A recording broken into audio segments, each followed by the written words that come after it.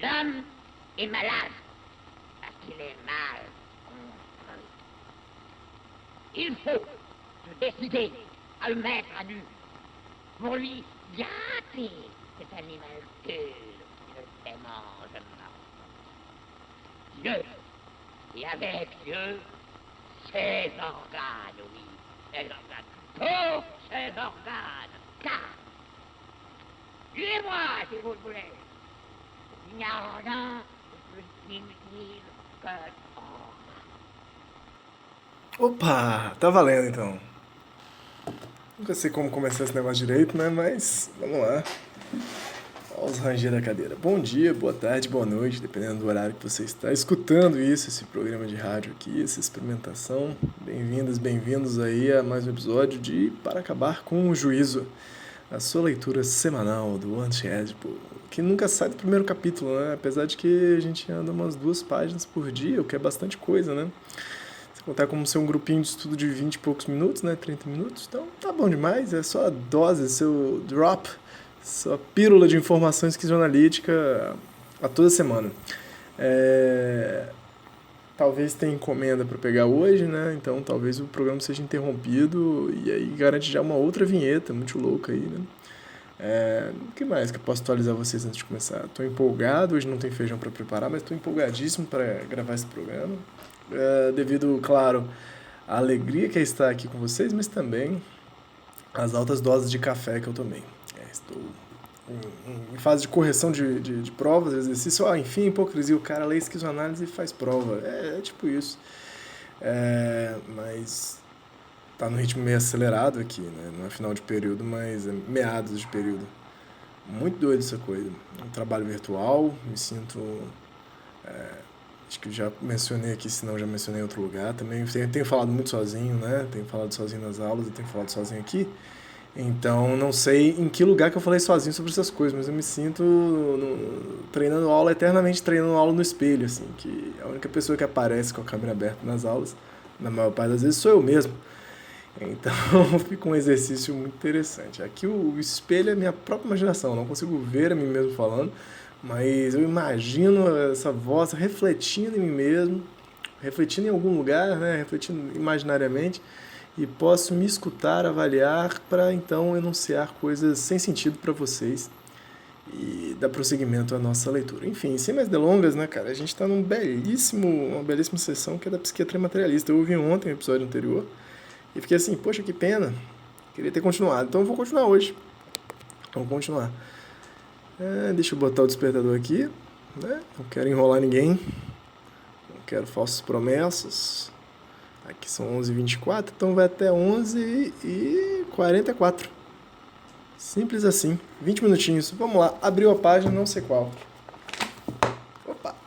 Abriu a página 39. Cara, tá lá numa quebradinha. Tinha falado da dissociação no CREP, tá falando da leitura da psiquiatria do século XIX, início do século XX, a respeito do esquizofrênico, do esquizo, né, cara? E aí...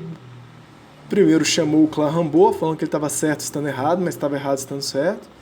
E depois jogaram aí o Kraepelin, o Bloiler e o Bisvanger.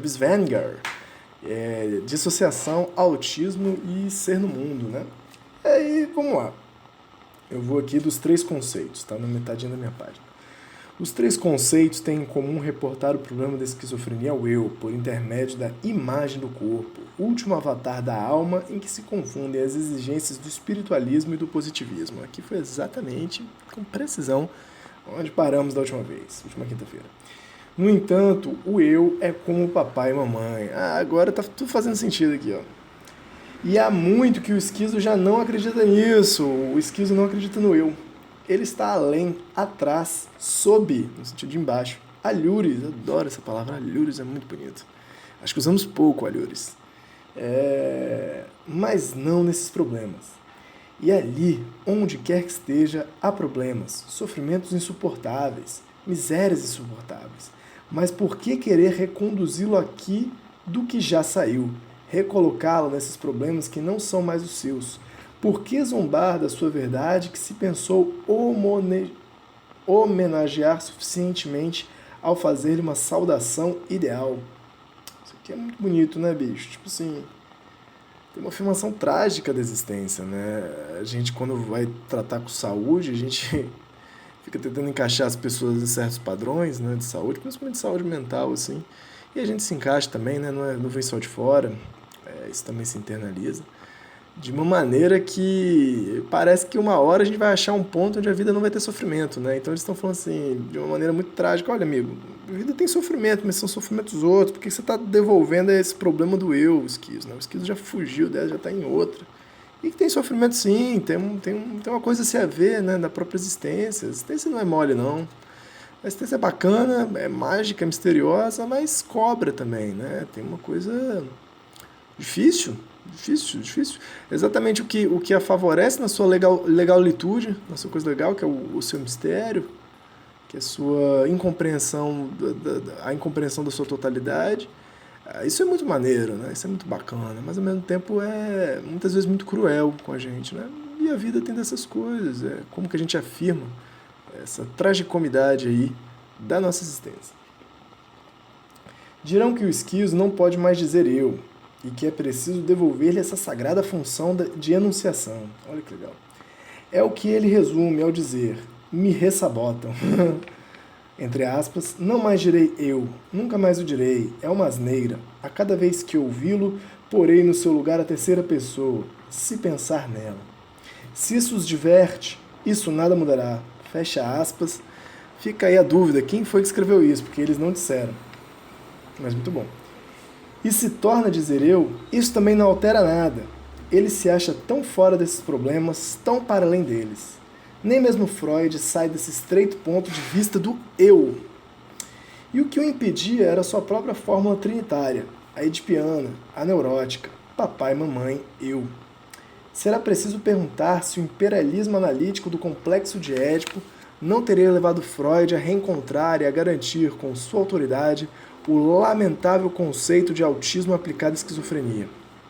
Eles seguem dizendo, porque afinal, e não é preciso esconder isso, Freud não gosta dos esquizofrênicos, jogou verdades aí, não gosta de sua resistência à edipianização e tende sobretudo a tratá-los como bestas. Diz que tomam as palavras por coisas, que são apáticos, narcísicos, desligados do real, incapazes de transferência, que eles se assemelham a filósofos, semelhança indesejável, entre aspas. Olha, nossa, que doideira, né, cara? Isso me faz lembrar que é isso, né? Tem uma influência muito direta do trabalho do Nietzsche ao Freud, mas tem pelo menos duas passagens muito interessantes, né? A primeira delas, ele dizendo que, em algum ponto, acho que na autobiografia de 1914, talvez, ele dizendo que nunca leu a fundo Nietzsche porque era muito denso e porque bagunçava muito, né, as concepções dele, né? Eram coisas às vezes muito semelhantes, muito similares ao que ele estava desenvolvendo dentro da psicanálise do estudo inconsciente. Ele preferiu não intervir com a leitura de Nietzsche, né? E a segunda coisa, o Nietzsche é um cara meio catatau das ideias, né? Ficava sozinho, ficava andando pelas florestas, os maris, escreveu tipo 10 livros em 10 anos, aí uns livros, quem for ler, né? Quem lê Nietzsche sabe que o negócio não é um mar de rosa, de tranquilidade, não é um mar calmo, é meio tempestuoso, menino, é meio errático e no final fica meio calaléu das ideias mesmo. Os últimos 10 anos de vida ele passa meio sobre os cuidados da mãe e da irmã. Mas o outro trabalho que eu lembro que o Freud menciona é que ele vai fazer um seminário com outros psicanalistas para estudar o Et Homo, que é, entre aspas, a autobiografia do Nietzsche, né? E aí eles estudam como um caso de paranoica, um caso de mania, um caso de mania, de esquizofrenia maníaca. Enfim, então, quando ele fala aqui, né, os esquizofrênicos se assemelham aos filósofos, aí isso é uma semelhança indesejável. Lembrei do uso que eles podem fazer do Nietzsche.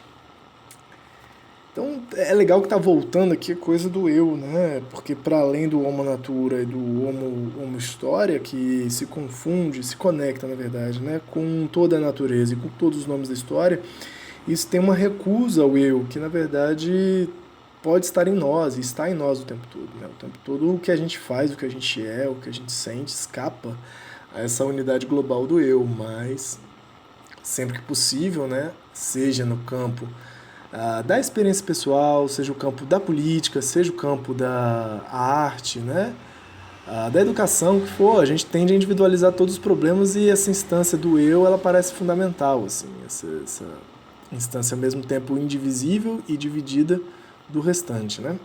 Sem conexão, quase. De formação meio, como é que chama? Enclausurada. Bom, pergunta-se frequentemente sobre a maneira de conceber analiticamente a relação entre as pulsões e os sintomas, o símbolo e o simbolizado.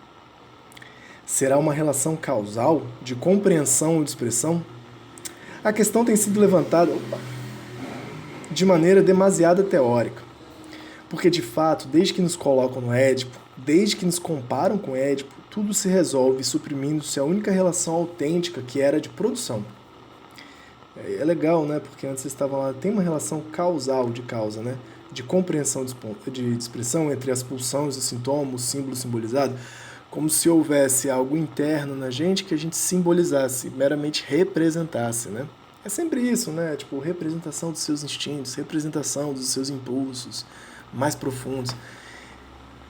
E pouco se pensa no caráter de produção, de como esses impulsos, que poderiam ser, vamos dizer, no nível infrapessoal do seu corpo, eles são conexões, né? Não está ali à toa, não é? Seu corpo não é uma máquina fechada, tipo uma máquina a vapor, uma locomotiva que impulsiona você a fazer algumas coisas e esse impulso ele é expresso pelos seus gestos, pelas suas vontades. Não, a forma como se organiza os seus impulsos, os nossos impulsos, já é num nível infrapessoal, já é abaixo do eu, sob o eu, né? Aquém do eu, e já se organiza numa baita conexão muito doida, já é produtivo a forma como a gente se conecta. O que te afiniza, quais ambientes, quais lugares, qual parte da natureza, quais pessoas, quais gestos, quais sensações, tudo isso é muito...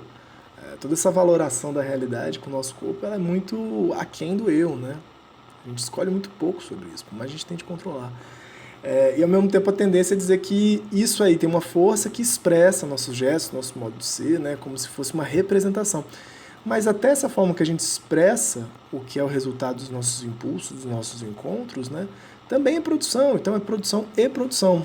Né? Por mais que tenham naturezas diferentes, você pode dizer que tem naturezas diferentes, ou talvez níveis de expressão diferentes, níveis de organização diferentes, mas é tudo produção. Esse negócio de ficar na representação de interioridade, né? Porque a representação parece que tem algo no interior que está saindo aos pouquinhos para o exterior. E a gente vai ficar assim, quem é o meu eu verdadeiro? O que você realmente quis dizer com isso?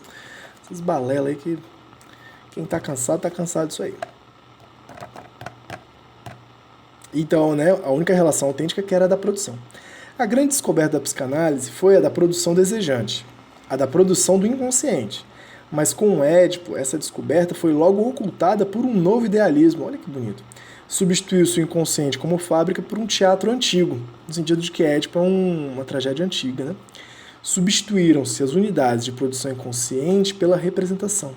Substituiu-se o inconsciente produtivo por um inconsciente que podia tão somente exprimir-se, ou seja, expressar-se, né? O mito, a tragédia, o sonho.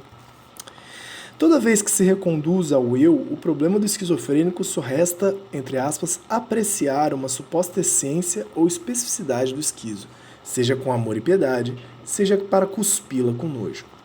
Apaixonado esse texto, né? Uma vez como eu dissociado, outra vez como eu cindido, e outra ainda, a mais faceira, como eu que não deixa de ser, que se acha especificamente aí, mas no seu mundo, e que se deixa encontrar por um psiquiatra astuto, um sobre-observador, compreensivo, em suma, por um fenomenólogo. Isso aqui eles remeteram, né? Como cada um dos três, o Kraepelin, o Bleuler e o Binswanger, eles têm esse olhar, né? Qual é o olhar que, de alguma forma, vai remeter o esquizo ao eu? Vou repetir. Uma vez como eu dissociado, Kraepelin, outra vez como eu cindido, Bleuler, e outra ainda, a mais faceira, a mais malandra, né? Como eu que não deixa de ser.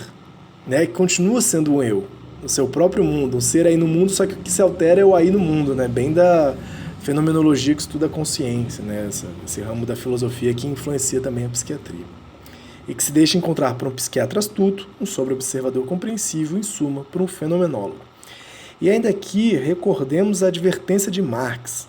Aí, para chá de psiquiatria, os caras jogam um Marxão aí na ideia. Tô em dívida, cara. Ontem eu tava num grupo de psicanálise, enfim, mais uma hipocrisia, né? E rolou uma questão do Lacan, cara, falando do valor e sentido a partir de Marx, cara. É o mais do valor, né? Da metáfora e da metonímia. As coisas que eu não entendo muito bem, não, mas opondo valor e sentido, achei isso muito interessante no Lacan, e trazendo a ideia de valor como um valor que foge da nossa produção de valor, né? Foge do eu, por conta do trabalho dentro de Marx, como essa produção de valor do inconsciente também. Achei o valor como aproximação da metonímia, né? Fiquei extremamente confuso. Não, desculpa, da metáfora. Não sei se valor é metáfora ou sentido é metonímia, mas fiquei extremamente confuso, como vocês estão vendo agora, mas também extremamente interessado, né, nesse uso de Marx por Lacan. Sabia que o Lacan tinha essa pegada, mas esse é o seminário 5, né, já está lá, eu fiquei curiosíssimo. No mais, não tem mais não. Acho que é isso. Mas eu vou... a dívida é de ler o Capital, né, cara? Eu tô vendo que Marx tá em tudo nesses rolês aqui, né? Então tô muito afim de ler mas pô, 3 volumes, não tem que tirar umas férias para ler o Capital, tem que... Com licença, podia ter, né, na CLT brasileira, direito de... como é que chama? Aquele abono, não, licença Marx, licença Capital. Aí você tira uma licença de 1 ano, assim, remunerada, né? Porque, pô, tá lendo Marx, não pode ser tão hipócrita assim. E aí você tira pra ler o Capital. Ou qualquer obra que você preferir, né? Licença literatura. Porra, é isso que a gente precisava, né? Licença literatura. Que formação esplêndida. Enfim. E ainda aqui, recordemos a advertência de Carli Marques. Não é pelo gosto do trigo que se adivinha quem o cultivou. Nem é pelo produto que se adivinha o regime e as relações de produção. O produto aparece tanto mais específico, indizivelmente específico, quanto mais o reportamos a formas ideais de causação, de compreensão ou de expressão, mas não a um processo de produção real do qual ele depende. É toda essa cisão, né? É isso que eles estão voltando, assim. A gente esconde, né, no Capital, o Capital como corpo sem órgãos do capitalismo, né? Dessa forma de organização que a gente vive hoje em dia. Como ele esconde o valor do produto da produção, ele cinde, né? Ele separa o valor do produto da sua própria produção para jogar para um nível ideal, né? Uma equivalência geral do valor como mercadoria, né? Eu acho que tem a ver com isso aqui. Agora, como cilíndrico esquizofrênico, espero responder agora à frente. O esquizofrênico aparece tanto mais específico e personificado, quanto mais se imobiliza o processo, ou quando se faz dele um alvo, ou ainda quando fazemos operar no vazio indefinidamente, de modo a provocar esse horrível extremo, entre aspas, horrível extremo em que o corpo e a alma chegam a perecer, aí fecha aspas, entre parênteses, o autista. O famoso estado terminal de Kraepelin, 3 pontinhos. Ao contrário disso, desde que se consigne o processo material de produção, a especificidade do produto tende a dissipar-se, ao mesmo tempo em que aparece a possibilidade de uma outra efetuação.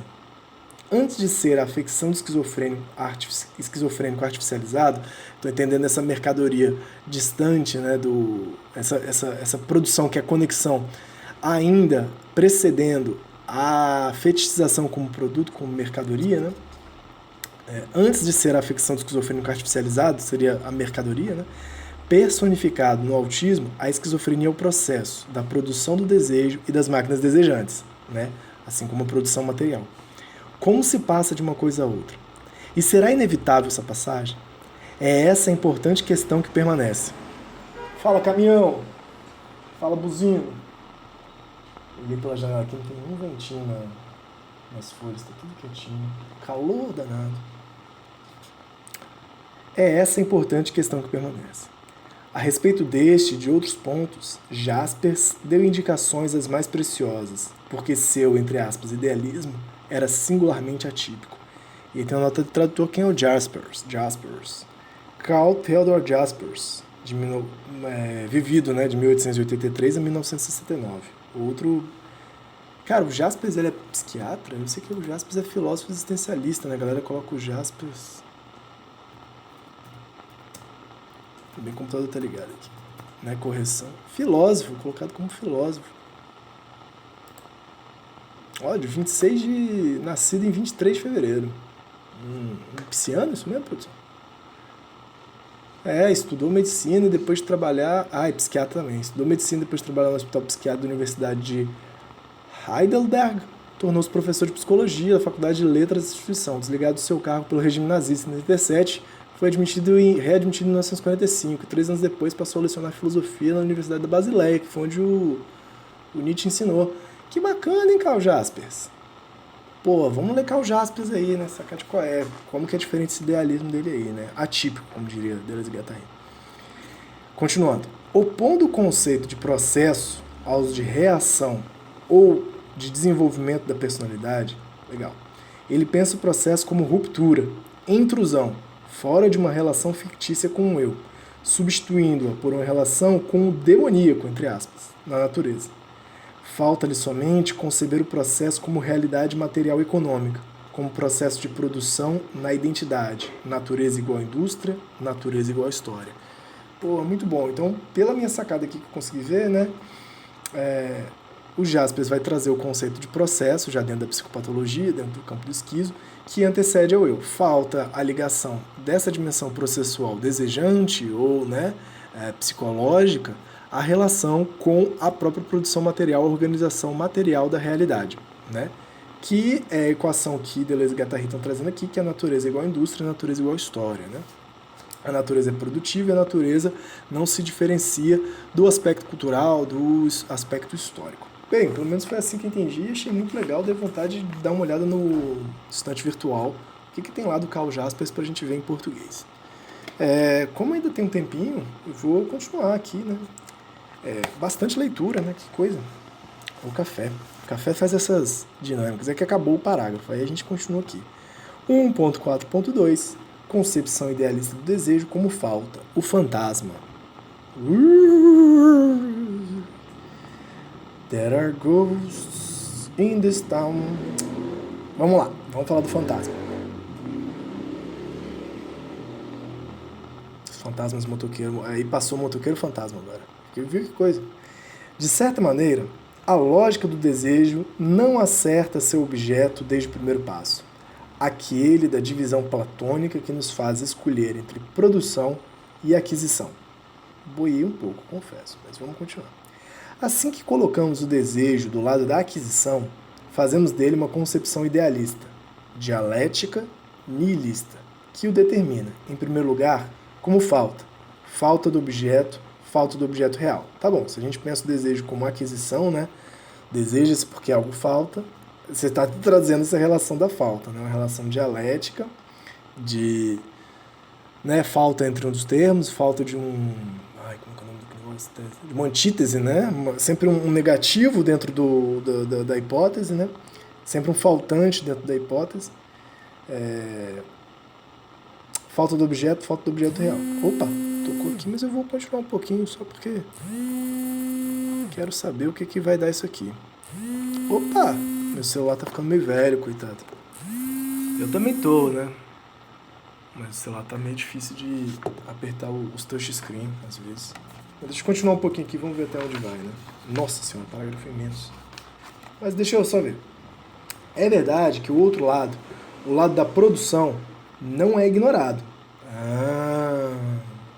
Isso aqui é aquela... Tem uma mutreta, né? Psicanálise versus esquizoanálise, que é uma mutreta meio boba. Eu acho que os caras... O Guattari, ele tem um diálogo que perdura com a psicanálise um tempo, né? E até o final da vida, quando ele estava publicando ainda Caosmose, que é no ano de morte dele, em 1992, ele ainda está conversando com Lacan, com a lógica do significante, os limites disso, né?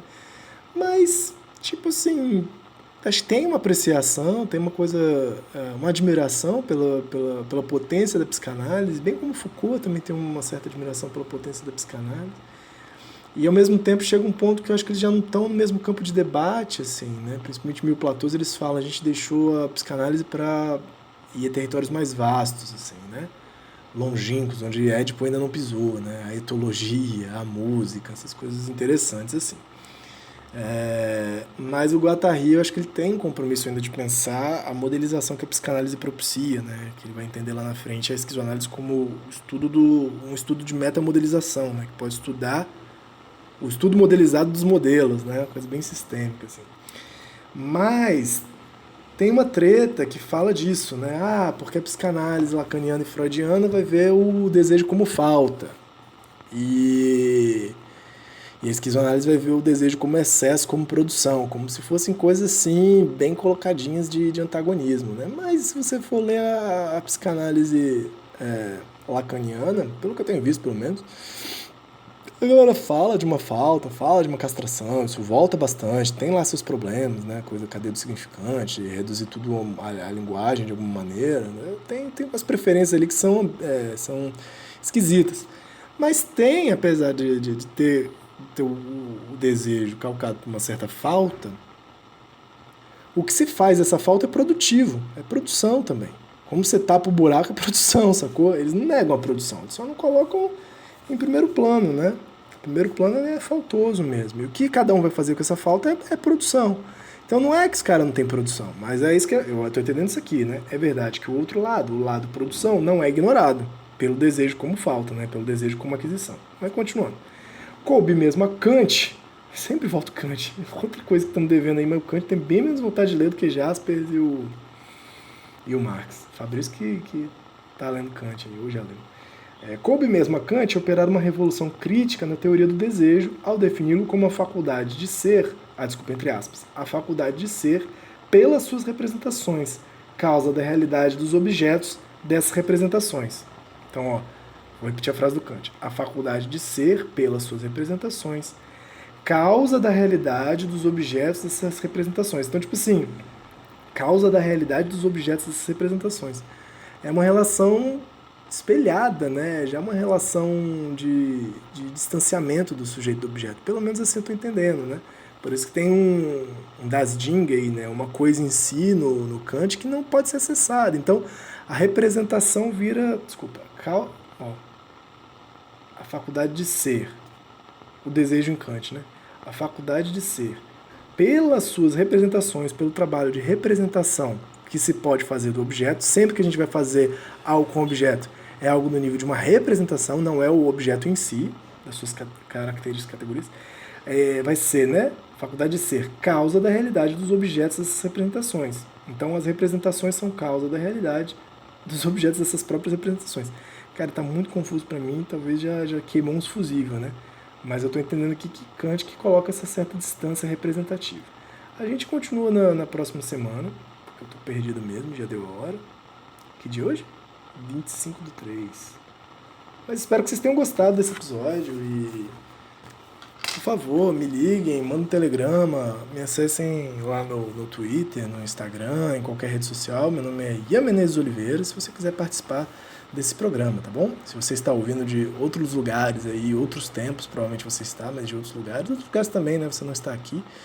Mas liga pra cá, fala com a gente e vem participar do programa para ler essas coisas confusas, principalmente se você sabe de Kant aí, né? Vamos trocar uma ideia sobre o kantismo. Ou Marx também, qualquer coisa. Ou qualquer coisa, se você souber jogar bolinha de gude, serve aqui também. Um forte abraço e até a próxima.